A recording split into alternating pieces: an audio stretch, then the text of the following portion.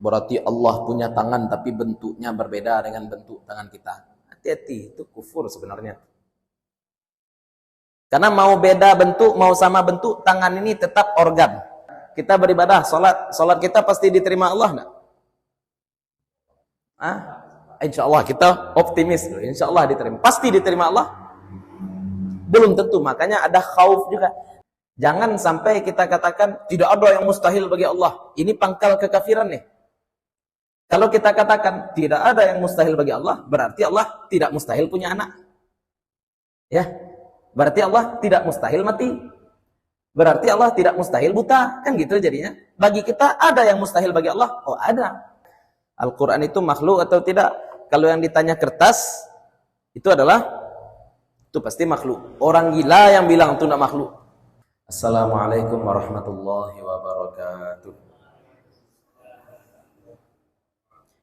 Alhamdulillahilladzi arsala rasulahu bil huda wa dinil haqqi liyudhhirahu 'ala ad-dini kullihi wa kafa billahi shahida. Asyhadu an la ilaha illallah wahdahu la syarika lah wa asyhadu anna Muhammadan 'abduhu wa rasuluh. Allahumma shalli wa sallim wa barik 'ala hadzal nabiyil karim wa 'ala alihi wa sahbihi wa man tabi'ahum bi ihsanin ila yaumiddin. Fanawaina ta'alluma wa ta'lim wa naf'a wal intifa' wal ifadata wal istifadah wal hatha 'ala tamassuki bi kitabillahi ta'ala wa bi sunnati nabiyhi sallallahu alaihi wasallam wa du'a ila al-huda wa dilalata 'ala al-khairi ibtigha'a mardatillahi wa sawabihi wa qurbih. Allahumma 'allimna ma yanfa'una wanfa'na bima 'allamtana wa zidna ilma. Bapak-bapak, ibu-ibu, para guru, para jamaah yang dimuliakan Allah, puji syukur kehadirat Allah Subhanahu wa taala, salawat dan salam kepada Nabi Muhammad sallallahu alaihi wasallam. Mudah-mudahan terlimpah untuk keluarga beliau, para sahabat beliau serta kepada siapapun yang telah menyampaikan ajaran beliau kepada kita. Melanjutkan kajian kita sebelumnya, jadi kita sebenarnya sudah khatamkan ya, kita sudah selesaikan pembahasan sifat-sifat wajib bagi Allah. Wujud, qidam, baqa, mukhalafathu lil hawadithi, qiyamuhu bi nafsihi wahdaniyah, qudrat, iradat, ilmun, hayat, sama, basar, kalam. Itu sudah. Berapa tuh? 13.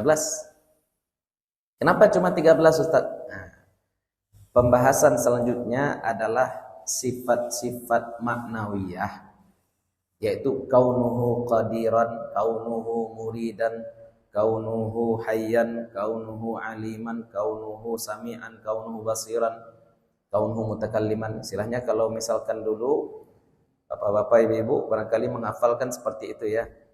Sudah wujud, qidam, baqa, sudah kitab sifat-sifat itu kita hafal, kita lanjutkan dengan apa? Qadirun, muridun sampai mutakallimun. Kalau di lagunya kan bentuk itu. Itu kan sebenarnya adalah pengulangan dari sifat ma'ani sebelumnya. Apa itu? Qudrat. Qudrat menjadi qadir. Iradat menjadi murid. Hayat menjadi hayyun. Ilmun menjadi alimun, sam'un menjadi sami'un, basarun, basirun, kalamun, mutakallimun. Kenapa ada sifat maknawiyah? Karena ini membedakan kita dengan orang-orang Mu'tazilah. Sebenarnya contohnya kita buat misalkan sifat sami' ya. Itu bukan sifat sami' sebenarnya, tapi kaunuhu sami'an, kan sam'un. Sam'un. Sam'un ini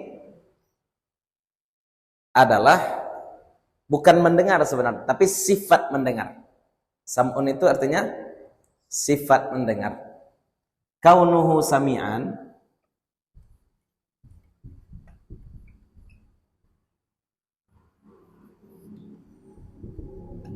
nah ini baru sami'an ini sudah ada mubalaghahnya, maha mendengar. Kemudian kaunuhu ini maksudnya apa? Yang kita maksud kaunuhu sami'an, memang Allah itulah yang mendengar. Tidak pakai alat, tidak pakai itu segala macam, dan sifat mendengar itu bukan makhluk. Nah, itulah kira-kira. Kalau kita manusia kan kita katakan aslinya kita tidak mendengar, kemudian Allah buat kita mendengar. Ya, li terengah ada apa-apa ketika baru lai apa kecil orang gaya Pak. Kecil bidan. Tanda tanda terangan, tanda takana, enak. Tanda terangan, tanda takana. Kenapa? Karena sejatinya manusia tuli, Allah buat manusia mendengar. Manusia aslinya buta, Allah buat manusia melihat. Manusia aslinya mati, Allah buat manusia hidup. Nanti Allah akan buat manusia kembali. Ah, itu sifat manusia. Itu sifat manusia. Makanya sifat manusia itu disebut dengan arad. Aradun. Ya, untuk membedakan dengan sifat manusia. Sifat manusia itu arad. Ini dalam bahasa tauhid arad. Kalau sifat Allah itu sifat Allah itu bagaimana? Tidak terpisah dari zat. Sedangkan sifat manusia bagaimana? Arad. Bisa ada, bisa enggak. Manusia bisa mendengar, bisa tidak. Bisa melihat, bisa tidak. Itu manusia. Tapi kalau Allah, enggak ada, kadang-kadang enggak ada. Ya, tidak ada kadang-kadang melihat, kadang-kadang buta, itu enggak ada. Kalau manusia kadang-kadang melihat, kadang-kadang tidak melihat, kadang-kadang terjaga, kadang-kadang tidur.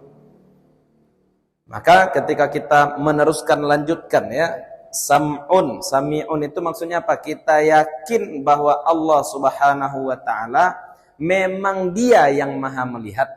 Maha melihat itu bukan sifat yang datang kemudian. Maha melihat itu juga bukan makhluk sebagaimana yang diyakini oleh orang-orang Mu'tazilah. Kan kemarin sudah kita bahas ya masalah sifat Allah, apakah Al-Qur'an itu makhluk atau tidak. Kita bedakan ya Pak ya. Al-Qur'an itu makhluk atau tidak. Kalau yang ditanya kertas itu pasti makhluk. Orang gila yang bilang itu tidak makhluk. Ya, dibuat di belakang penerbit, berarti ini diterbitkan. Kalau yang kita baca ini makhluk nih, orang gila yang bilang tenggorokan ini bukan makhluk, orang gila yang bilang suara ini bukan makhluk. Akan tetapi al-munazzal yang berkaitan dengan ilmu Allah Subhanahu wa taala itu qadim, itu sifat Allah. Ya. Itu sifat Allah Subhanahu wa taala. Kalau sudah di Lauh Mahfuz sudah bisa dibawa oleh malaikat Jibril, itu sudah huruf, sudah suara. Ya, itu pembahasan wahyu. Kemarin kita bahas ya Pak ya, wahyu. Nah, itu sifat maknawiyah. Sekarang kita tuntaskan beberapa iskal berkaitan dengan Allah Subhanahu wa taala. Iskal ini maksudnya pertanyaan-pertanyaan yang mungkin muncul. Pokoknya kalau duduk dewa, apa tuh yang sudah kita dudukkan? Allah punya sifat wajib. Allah punya sifat mustahil. Ya. Adakah yang mustahil bagi Allah? Ada. Jangan sampai kita katakan tidak ada yang mustahil bagi Allah. Ini pangkal kekafiran nih. Kalau kita katakan tidak ada yang mustahil bagi Allah, berarti Allah tidak mustahil punya anak. Ya. Berarti Allah tidak mustahil mati. Berarti Allah tidak mustahil buta. Kan gitu jadinya. Bagi kita ada yang mustahil bagi Allah? Oh, ada. Allah mustahil tidak ada. Allah mustahil baru. Allah mustahil binasa. Allah mustahil sama dengan makhluk. Allah mustahil butuh pada yang lain. Allah mustahil berbilang. Allah mustahil mati sampai habis. Nah, itu yang disebut dengan sifat mustahil bagi Allah. Kita katakan jangan sampai kita berkata secara konsep akal, berkata bahwa ada yang mustahil bagi Allah. Kenapa? Bahwa tidak ada yang mustahil bagi Allah. Kalau kita katakan tidak ada yang mustahil bagi Allah, berarti nanti benar klaim orang-orang Nasrani. Ya, kita katakan, kata mereka apa? Allah punya anak. Kita katakan Allah tidak mungkin punya, Allah mustahil punya anak. Dijawab oleh mereka apa kemudian? Tidak ada yang mustahil. Jauh jadinya. Maka kita katakan semua kelemahan, semua kekurangan mustahil ada pada Allah. Apa itu kekurangan yang mustahil pada Allah? Lawan dari sifat 20 yang sudah kita pelajari. Ya. Ada yang wajib, ada yang mustahil, ada yang jaiz. Ada sifat yang pasti pada Allah. Ada berapa Pak? 20. Ada yang mustahil. Juga ada. Allah pasti ada, berarti Allah mustahil tidak ada. Allah maha mendengar, berarti Allah mustahil tuli. Sampai habis. Ada lagi yang jaiz. Yang jaiz itu maksudnya apa? Boleh. Yang boleh bagi Allah satu. Itu yang kita sebutkan kemarin ya. Allah boleh menurunkan hujan sekarang, Allah juga boleh tidak menurunkan hujan. Allah boleh sayang pada kita? Boleh. Boleh Allah marah pada kita? Boleh juga. Orang mati berbuat maksiat, boleh Allah ampuni? Boleh. Boleh Allah azab? Boleh. Itu apa artinya tuh? Boleh. Makanya kita temukan dalam Asmaullah yang 99, nama Allah yang 99, ada sifat yang seolah-olah berlawanan, Pak. Ada sifat yang seolah-olah berlawanan. Apa contohnya? Halim. Apa arti halim? Penyantun. Ada lawannya? Ada. Apa itu?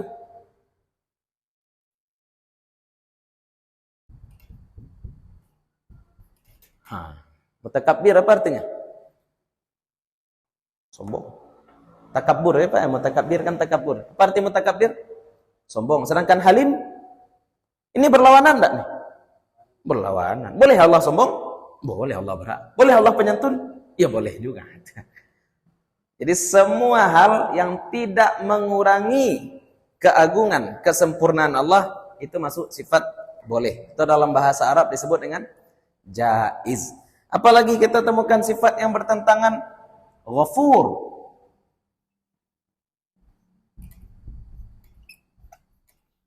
Bertentangan dengan muntaqim.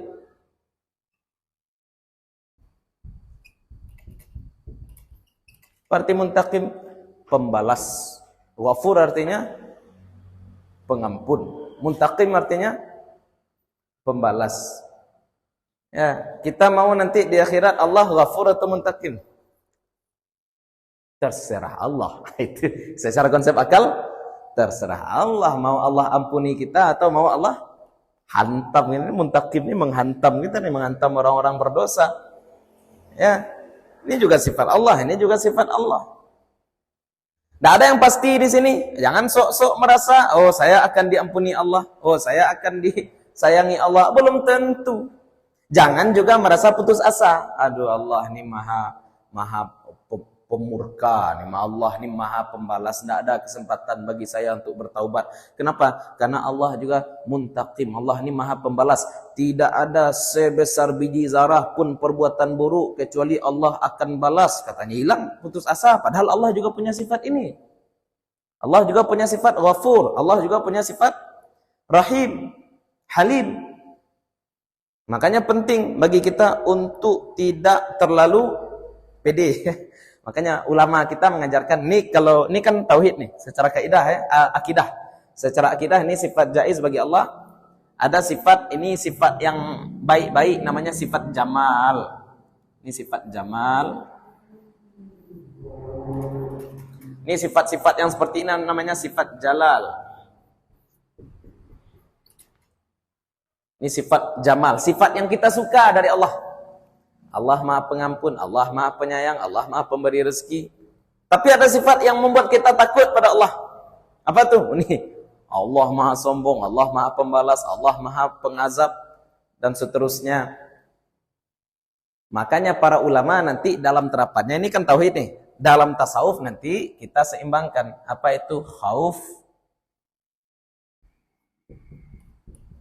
raja. Khauf itu apa? Takut. Raja itu harap. Kalau bahasa kerennya ini pesimis, ini optimis. Ya. Khauf war raja. Kita berbuat dosa, Allah akan ampuni enggak? Insyaallah Allah akan ampuni. Pasti Allah ampuni. Ada juga khauf kita. Ada juga khauf kita. Ya enggak? Kita beribadah, salat kita pasti diterima Allah enggak? Insyaallah kita optimis, insyaallah diterima. Pasti diterima Allah? Belum tentu. Makanya ada khauf juga. Karena kita takut amal kita tidak diterima Allah, kita perbaiki. Misalkan bacaan kita perbaiki, wudhu kita perbaiki, kita pakai harum-haruman sebelum salat misalkan. Itu usaha karena ada khauf.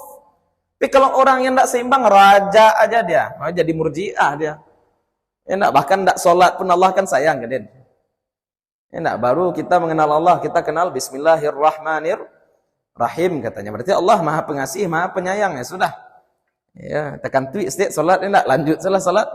Betul. Banyak takut Pak solat Pak nak tadi semua. Allah ni kan tak butuh solat kita. Allah ni maha kaya, kantik-kantik seketik ke dia.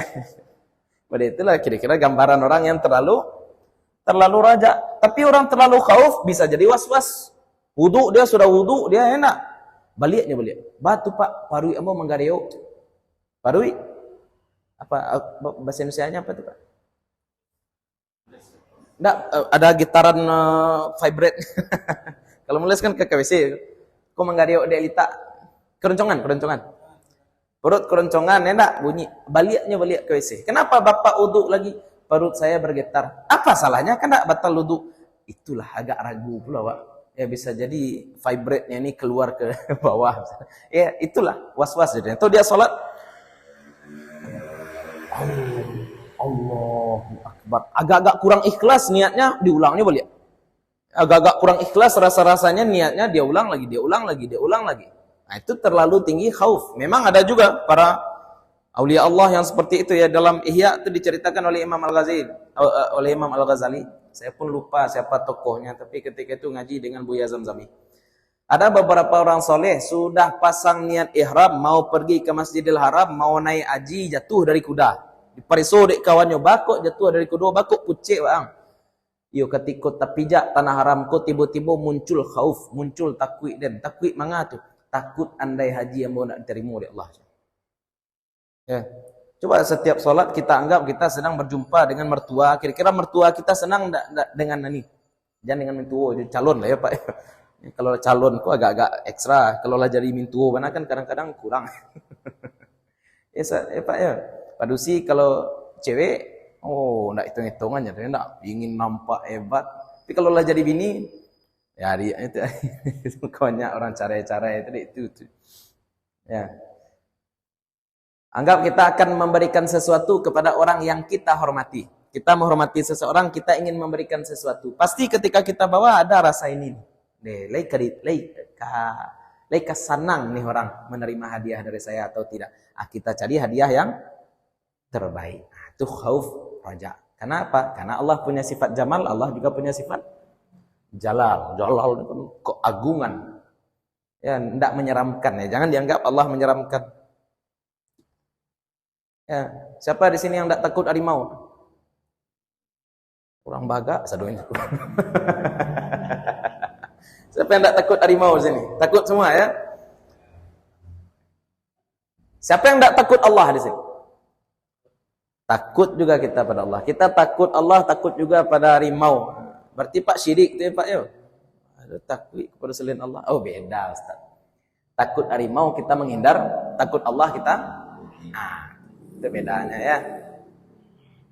Oke, itu konsep sifat jaiz bagi Allah. Jadi nak boleh nantang-nantang Allah ya. Nak boleh nantang-nantang Allah. Ya Allah, kalau engkau memang Tuhan, turunkan hujan. Kira-kira kalau Allah bisa ngasih wahyu pada tu orang, apa kata? Kok den turunan hujan kok indak sembarang didet. Ya. Itu makanya jaiz. Terserah Allah. Ya, terserah Allah. Ada orang menguji Allah seperti itu, hantu datang. Ya Allah, kalau memang engkau Tuhan, tunjukkan cahayamu ya Allah. Datang setan. Setan bisa meniru cahaya. Ya enggak?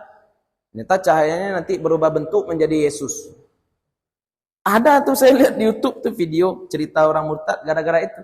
Saya tahajud malam, kemudian saat tahajud malam saya didatangi oleh cahaya, kemudian cahaya itu berubah wujud menjadi laki-laki berambut panjang. Ya, brewok. Banyak ke baju. Setan tentu akan menyerupai sosok yang dalam bayangan kita. Apa yang dalam bayangan awak tentang Yesus? Walaupun sekarang foto-foto Yesus itu berbeda dengan Nabi Isa ya. Karena berdasarkan penelitian terakhir, karena Nabi Isa ini adalah keturunan Yahudi, orang Yahudi asli itu kulitnya tidak putih seperti orang Eropa. Makanya sampai di Korea nanti foto Yesus juga mirip dia. Udah lihat Pak Bapak fotonya kan? Yesus di Afrika juga fotonya seperti orang Afrika juga ya enggak? Banyak versi, makanya enggak boleh gambar-gambar Nabi. Kenapa enggak boleh orang menggambar Nabi Muhammad? Karena siapapun yang gambar Nabi Muhammad enggak mungkin menggambar secara benar dan berbohong atas nama Nabi, enggak boleh. Dia buat gambar Nabi Muhammad SAW, pasti hidungnya beda. Berarti membuat sesuatu yang berbeda dengan kenyataan namanya apa? Bohong. Dan Nabi katakan, man kadzaba alayya muta'ammidan falyatabawa maq'adahu minan nar. Siapa yang berbohong atas namaku secara sengaja, maka siap-siap masuk. Nah, itu sebenarnya. Walaupun Nabi tidak pernah ngomong, jangan gambar muka saya. Nabi memang tidak pernah ngomong seperti itu. Tapi yang Nabi katakan, jangan bohong atas nama saya. Kalau bohong, bohong aja. Jangan bawa-bawa saya. Dan setiap orang yang menggambar Nabi tidak mungkin sampai menggambar secara jujur. Mustahil. Gambar secara jujur, mustahil. Ini udah mirip betul, Ustaz. Ton kulitnya mungkin berbeda. Ya, ini sudah sama, enggak, jumlah kumis, jumlah jenggotnya berbeda antara foto dengan lukisan. Pasti ada bohongnya, makanya enggak boleh gambar Nabi sallallahu alaihi wasallam. Nah, sekarang pembahasan sifat jaiz, kita ulang lagi, apakah Allah harus adil?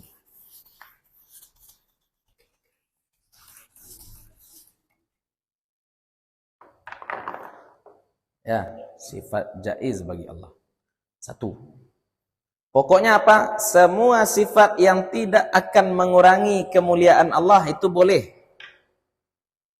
Semua sifat yang tidak mengurangi kemuliaan Allah itu boleh bagi Allah. Nah, kalau misalkan kita ingin keadilan Allah, atau ada orang ateis yang ngomong ya, Allah itu jahat lah misalkan. Allah itu tidak adil. Ada orang yang udah capek kerja tapi duitnya dikit, ada orang tidak kerja duitnya banyak, dia bilang. Kan ada orang seperti itu, Pak. Itu gimana tuh, Ustaz? Jawaban kita balik ke jawaban logis tadi.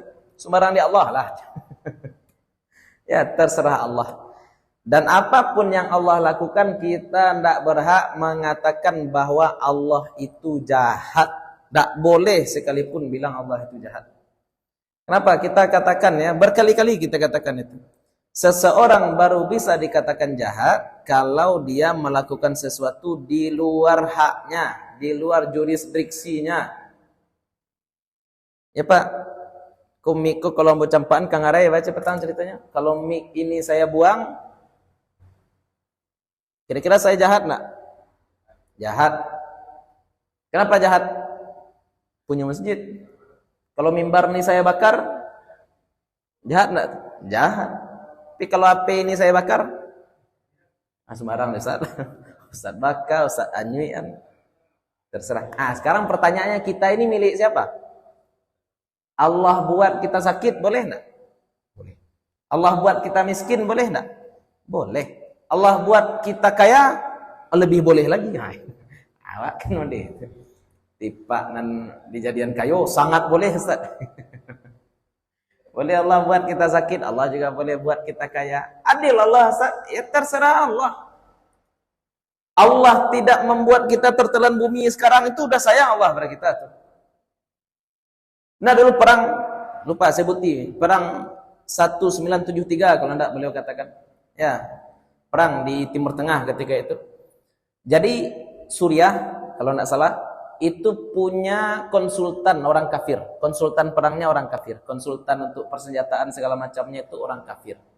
Kalah perang ketika itu, pulang perang, orang yang kalah yang selamat ini pulang perang sholat mereka. Sholat mereka. Kemudian ditanya oleh konsultan kafirnya ini, siapa yang kamu sembah? Tuhan kamu tidak menolong kamu hari ini. Tuhan kamu itu tidak menolong kamu hari ini, tapi kok kamu masih sholat? Jawaban tentara itu seperti itu. Allah tidak menelan kami, tidak menyuruh bumi menelan kami, itu berarti Allah sudah menolong kami itu. Ya, menang perang, kalah perang, Allah izinkan kita jalan di atas muka bumi, itu berarti Allah sayang pada kami. Ya, Allah izinkan kita tinggal di bumi gratis, itu sudah rahmat Allah. Jadi standar kita menyembah Allah jangan karena kita menang perang, jangan karena kita usaha lancar, jangan karena pendidikan lancar, bukan itu. Allah berikan kita kehidupan, itu sudah rahmat Allah. Ya, kita ngukur rahmat Allah apa yang kita suka saja, padahal apa yang kita tidak sadari pun banyak. Dan itu adalah bukti rahmat Allah Subhanahu wa taala pada kita. Maka fokus Coba lihat nikmat Allah sedetail-detailnya dalam kehidupan kita, maka semakin tinggi rasa syukur kita. Ya, wa in ta'uddu ni'matallah la tuhsuha. Ya. Itu sifat jaiz bagi Allah. Tidak boleh katakan Allah jahat. Kemudian iskal, ini insyaallah mudah-mudahan bisa kita tuntaskan masalah Allah malam hari ini. Setelah ini kita bahas Rasul lagi ya. Ini kan pembahasan syahadat pertama nih Pak. Asyhadu an la ilaha illallah. Selanjutnya insyaallah kita bahas sifat-sifat Nabi sallallahu alaihi wasallam yang wajib, mustahil dan jaiz bagi Nabi sallallahu alaihi wasallam. Dan para nabi seluruhnya alaihi wassalam. Ya, Ustaz.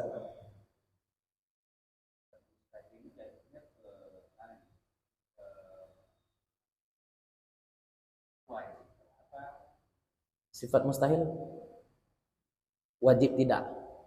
Mustahil itu artinya wajib tidak.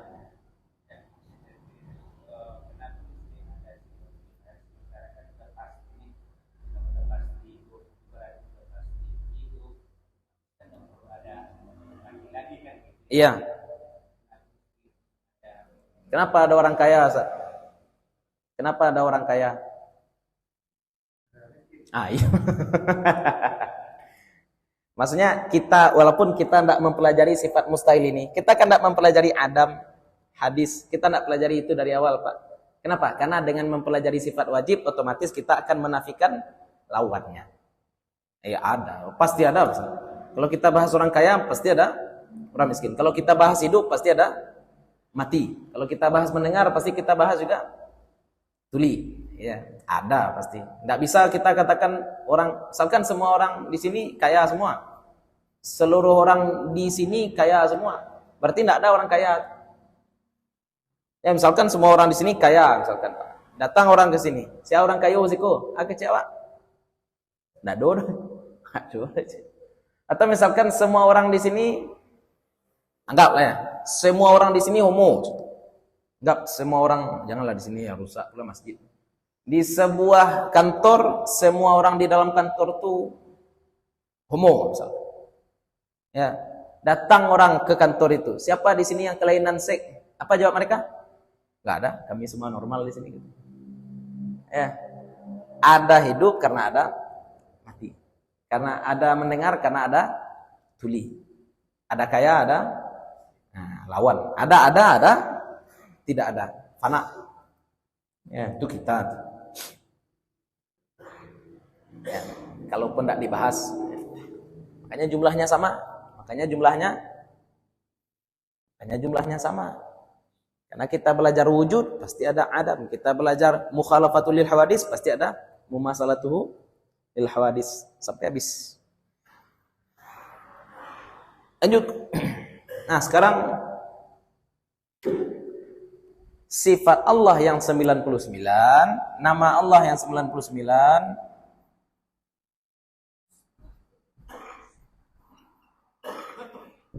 Husna, itu di dalamnya ada yang wajib, ada juga yang jaiz. Ada yang wajib, ada juga yang jaiz. Apa contoh yang wajib yang di Asmaul Husna?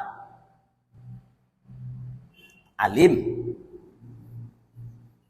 Ya, apalagi contohnya dalam Asmaul Husna? Hakim. Azim, enggak? Kabir. Itu semua berkaitan dengan wujud Allah Subhanahu wa taala, eksistensi Allah Subhanahu wa taala. Yang jaiz juga ada. Apa contohnya yang tadi kita sebutkan? Ghafur, Rahim, Mutakabbir dan seterusnya. Yang mustahil tidak ada satupun di dalam Asmaul Husna. Tidak ada satupun sifat mustahil dalam Asmaul Husna. Jadi kalau ada orang nanti nanya, apa beda Asmaul Husna dengan sifat wajib yang 20? Beda Asmaul Husna dengan sifat wajib yang 20 adalah mengingkari satu dari sifat wajib, kafir.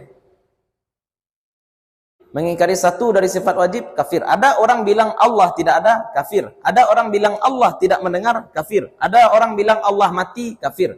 Tapi kalau ada orang bilang Allah tidak sayang kamu, Rahim, tidak kafir. Kurang ajar aja. Pasti kurang ajar dia. Dia tidak sayang Allah kamu. Nah, kurang ajar. Bukan kafir. Itu bedanya Pak ya. Nah sekarang kita masuk pembahasan ayat-ayat mutasyabihat. Kok agak panjang ngaji kayak. Sifat-sifat mutasyabihat. Baca rohnya. Nah, wak kajaan sajalah. Baradapi, ini baradapi. Baradapi. Sampai jam 10 lah. Oke, spidol gak gadang lah.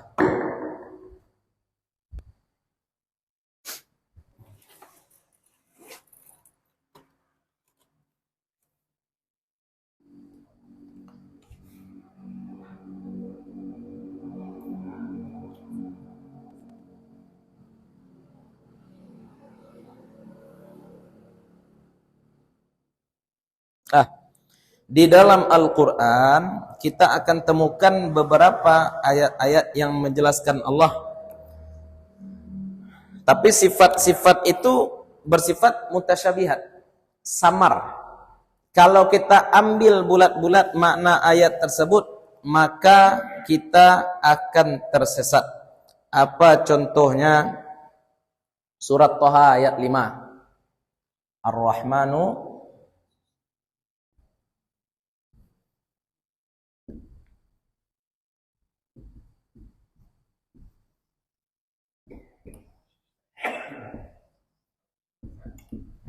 Ya. Oh iya tentu ya. Oh, spidol maha aku. Ya, Ar-Rahmanu 'alal arsy istawa. Nah, Ar-Rahmani Allah. Allah. Ala di atas. Arash istawa. Ini takut kita terjemahkan ya. Kalau di dalam Quran terjemah Kemenak katanya bersemayam. Allah bersemayam di atas arash. Kalau oleh guru-guru tua dulu, contohnya dari Syekh Ibrahim Musa, berjuntai. Berjuntai. Itu cara menerjemahkan istawa. Atau ayat lain. Yadullah fauqa aydihim. Yadullah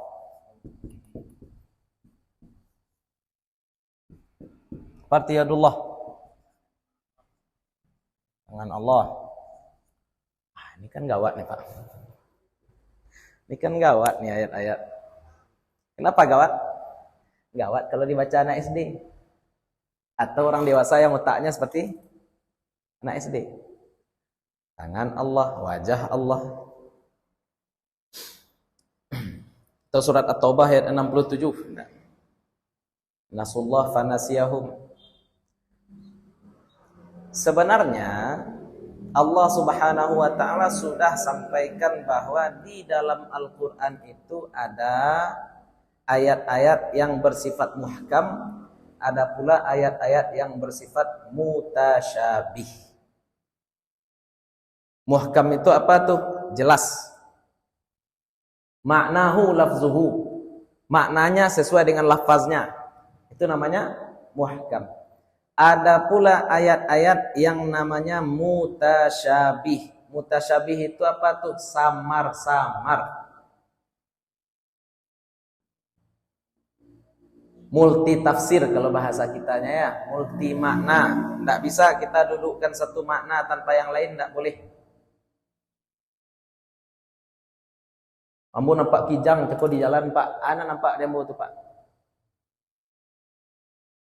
Atau kijang mana? Hah?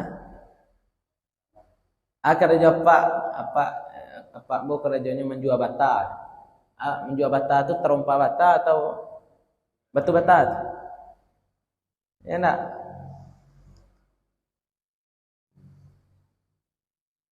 Ada kata-kata yang seperti itu. Tidak ada qarinah, tidak ada qarinah. Kalau kau kecen qarinahnya, ambo nampak kijang lari di jalan, itu pasti kijang, bukan utut. Itu pasti kijang hewan. Tapi kalau kita cuma ngomong saya melihat kijang di jalan, itu kijang apa tuh? Tidak ada qarinah, tidak tahu kita. Ya. Ada kata yang jelas, ada pula kata yang tidak jelas. Jangankan redaksi, kadang-kadang maknanya bisa jadi berbeda. Kalau dalam bahasa Indonesia contohnya apa?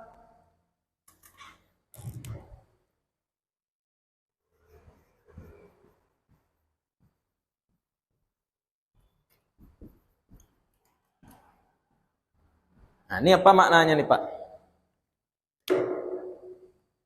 Hah? Ini beda letak koma, beda artinya nih ya. Kucing makan ikan mati ya. Kucing makan ikan mati. Atau kucing kasih koma di sini. Gimana maknanya? Kucing makan ikan mati. Berarti kucing memakan ikan yang kucing makan ikan. Siapa yang mati? Ah, itu contoh ya. Satu redaksi maknanya bisa berbeda-beda. Ini juga multitafsir. Ini multitafsir kalimat. Ada juga multitafsir kata. Ini multitafsir kata nih. Nggak tahu kita. Istawa nih. Apa arti istawa? Nah, makanya Allah katakan dalam Al-Quran ada ayat yang muhkam dan mutasyabih. Nah, pembagian ayat Al-Quran itu ada yang muhkam, ada yang mutasyabih. Muhkam itu apa tuh? Jelas, gamblang. Ya, Allah Maha Kuasa, selesai. Tapi ada pula ayat yang mutasyabih. Ini multitafsir. Bahkan kalau misalkan kita maknai bulat-bulat, sesat kita. Makanya di dalam surat Ali Imran ayat 7, ini pembagian ayat mutasyabih. Ayat mutasyabih ini sudah diwanti-wanti oleh Allah akan dijadikan senjata oleh orang-orang sesat untuk mendukung paham sesatnya. Aliran sesat lintas zaman itu selalu punya dalil. Aliran sesat lintas zaman, jangan dibilang aliran sesat tidak punya dalil, Pak. Aliran sesat itu selalu punya dalil. Jangankan aliran sesat, aliran kafir pun punya dalil. Coba contoh aliran kafir. Ahmadiyah kan sudah bukan Islam tuh Pak. Tapi Ahmadiyah walaupun bukan Islam mereka punya dalil. Iya mereka punya dalil. Kenapa? Ya, Gulam minismuhu Ahmad dalam Al-Quran juga. Makanya Nabi mereka disebut Mirza Gulam Ahmad. Gulam. Karena Gulam itu disebut juga. Gulam Ahmad. Gulam ismuhu Ahmad dalam Al-Quran tersebut. Memang disebutkan dalam Al-Quran. Mereka punya dalil. Itu yang kafir tuh. Kalau yang sesat, ini nih pakai ayat mutasyabih. Orang-orang Qadariyah menganggap bahwasanya takdir itu tidak ada. Semua bergantung kepada kehendak manusia saja. Ada dalilnya? Oh ada. Apa itu? Innallaha la yughayyiru ma biqaumin hatta yughayyiru ma bi anfusihim. Berarti yang mengubah nasib kita Allah atau kita sendiri, Pak? Itu orang Qadariyah. Berarti nasib kita sendiri yang ubah, bukan Allah. Faman syaa'a falyu'min wa man syaa'a falyakfur. Berarti kita beriman bukan karena Allah beri kita hidayah, tapi karena keinginan kita sendiri, kata mereka orang-orang Qadariyah. Sebaliknya orang-orang Jabariyah juga pakai dalil. Apa dalil mereka? Innallaha khalaqakum wa ma ta'malun. Ya, Allah menciptakan kamu dan apapun yang kamu lakukan. Wa ma ramaita idz ramaita walakinallaha rama. Ketika kamu melempar bukan kamu yang melempar, tapi Allah yang melempar. Itu ayat Al-Qur'an semua. Masalahnya apa? Kenapa bisa ayat itu jadi multitafsir, jadi mutasyabih? Pertama, ayat bisa jadi mutasyabih adalah karena memang lafaznya itu betul yang memang samar. Contoh alif lam mim itu memang lafaznya betul samar tuh, Pak. Walaupun sebagian ulama ada yang menafsirkan alif lam mim, alif itu Allah, lam itu Jibril, mim itu Muhammad. Ada yang menafsirkan seperti itu. Dalikal kitab, seperti itu. Kitab itu dari Allah diturunkan melalui malaikat Jibril kepada Nabi. Ada juga yang menafsirkan atau Yasin. Yasin itu apa itu artinya, Pak? Ada yang menyatakan Yasin itu adalah gelar Nabi Muhammad. Kenapa dikatakan Yasin itu gelar Nabi Muhammad? Coba baca ayat selanjutnya. Yasin wal Qur'anil Hakim innaka laminal mursalin. Kalau kita baca terjemahannya, Yasin demi Al-Qur'an yang azim, sesungguhnya engkau adalah Nabi. Berarti engkau itu siapa tuh? Muhammad. Berarti Yasin itu Yasin yang tadi. Yasin tadi siapa tuh? Innaka laminal mursalin. Sesungguhnya engkau adalah dari orang-orang yang diutus. Berarti siapa tuh yang diutus? Innaka tuh kamu tuh siapa? Yang dipanggil di awal. Yang dipanggil di awal itu siapa tuh? Yasin itu ditujukan kepada siapa? Nabi Muhammad. Itu kan penafsiran juga. Jadi jangan dikatakan ayat mutasyabihat dalam Al-Quran itu tidak punya makna. Punya makna. Kita aja yang terbatas ilmunya. Ya, bisa jadi karena memang lafaznya itu betul yang tidak jelas. Ini juga tidak jelas. Istawa. Maknanya bagi kita tidak jelas. Atau bisa jadi karena berlawanan dengan ayat lain. Kontradiktif antara satu ayat dengan ayat lain. Contoh, Allah di mana, Pak?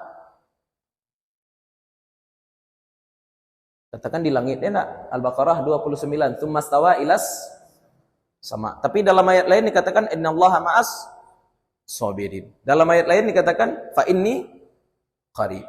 Idza sa'alaka ibadi anni fa inni qarib.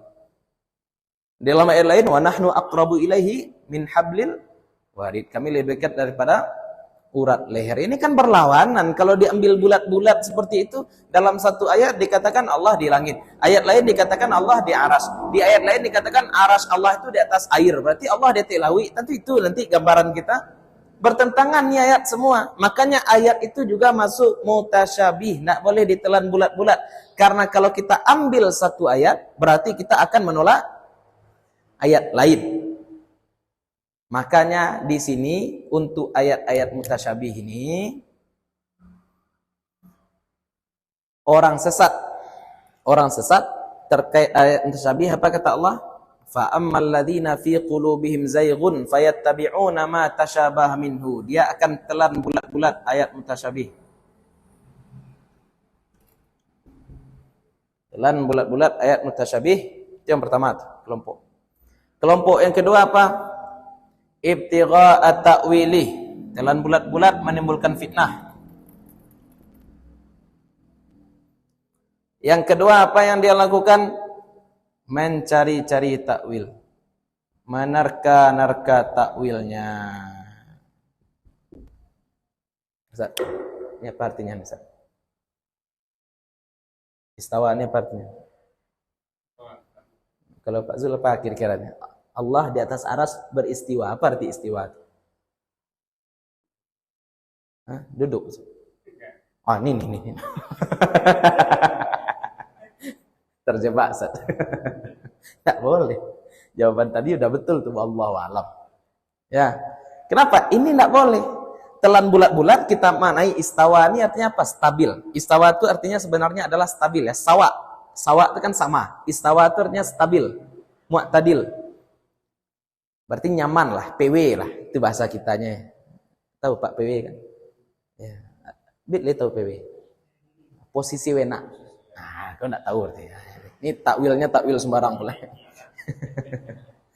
Ya. Kita terjemahkan PW itu istawa. Enak istawa itu ala hadzal kursi ini lah nyaman buat di kursi ku aja. Kira-kira. Ya, istawa. Tapi kalau berkaitan dengan Allah, jangan kita pahami seperti itu. Tangan Allah, misalkan dalam ayat lain Allah katakan laisa kamitslihi syai'un. Allah berbeda dengan makhluk, dengan apapun, tidak ada yang sama dengan Allah. Dalam Al-Qur'an kita dapatkan tangan Allah, yadullah. Waduh, apa ini maksud yadullah ya? Apa maksud tangan Allah ya? Berarti Allah punya tangan tapi bentuknya berbeda dengan bentuk tangan kita. Hati-hati, itu kufur sebenarnya. Karena mau beda bentuk, mau sama bentuk, tangan ini tetap organ. Tangan ini tetap, sedangkan Allah tidak terdiri dari organ. Ini materi. Allah bukan materi. Itu bahayanya. Laisa kamitslihi syai'un.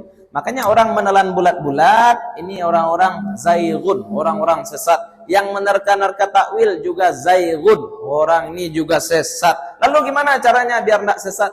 Buat di atas metode yang benar terkait ayat-ayat mutasyabihat. Apa kata Allah?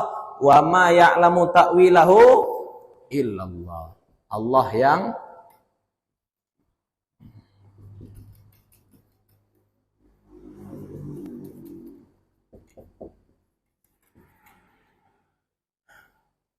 berarti ayat itu bagaimana Ustaz? Harus ditakwilkan.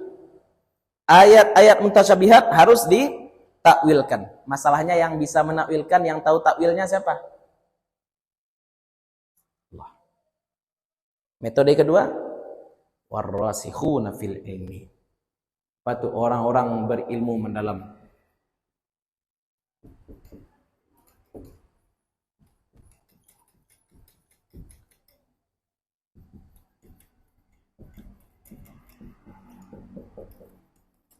Takwilnya. Ah, ini dia nih. Ini metode yang benar. Ya, wa ma ya'lamu ta'wilahu illallah warrasikhuna fil ilmi. Tidak ada yang tahu takwilnya kecuali Allah dan ar-rasikhuna fil ilmi. Maka kalau kita ditanya tentang sifat-sifat mutasyabihat, apa arti Ar-Rahmanu 'alal arsyistawa? Pilihan jawaban kita dua.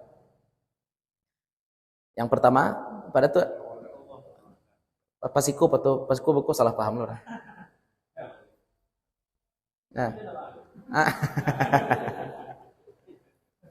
Tidak sengaja ya. Iya. Yang pertama, cukup pas lu sadar mendiri.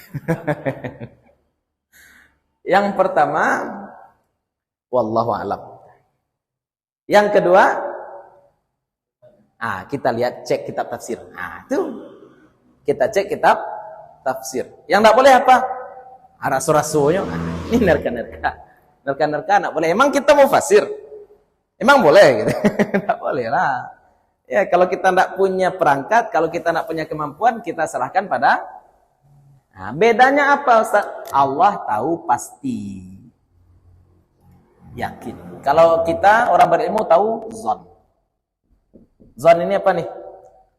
Dugaan kuat. Dugaan kuat. Ilmu manusia tidak ada yang pasti, Pak ya. Ilmu manusia tidak ada yang pasti. Bukan yang qat'i ini ya. Perkara zon, perkara takwil.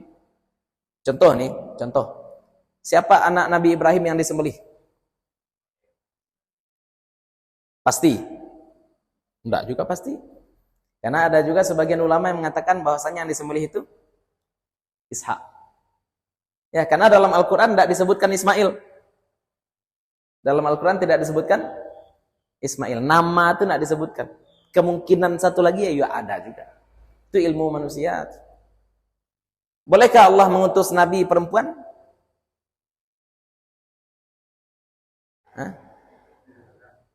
Iya. Tidak ada yang kita tahu, tidak ada. Nabi Allah laki-laki semua, Adam, Idris sampai habis.